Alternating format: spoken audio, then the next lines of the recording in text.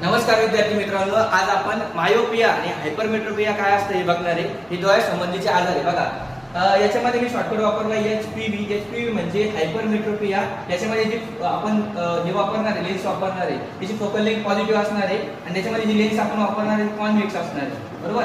नंतर मायोपियामध्ये जे वापरणार आहे आपण ती असणार आहे कॉन्केव्ह आणि त्याची फोकल लेंथ कशी असणार आहे निगेटिव्ह असणार आहे। आता मी तुम्हाला ना एक सोप्या पद्धतीने एक ट्रिक सांगतो बघा। ही माझी पी आहे, बरोबर।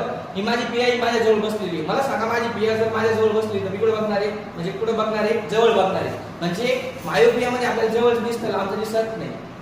आमचं भांडण झालं, माझ्या पियाला राग आला, बरोबर। काय आला? राग आला। पिया हायपर झाली, पिया जायला लागली, पिया लांब जायला लागली। मग मी लांब बघणार आहे का जवळ बघणार आहे? जवळ नाही बघणार, मार खायचा का मला, मी लांब बघत, ठीक आहे। म्हणजे हायपरमेट्रोपियामध्ये आपल्याला लांबचं दिसतं, जवळचं दिसत नाही। मायोपियामध्ये जवळचं दिसतं, लांबचं दिसत नाही। धन्यवाद।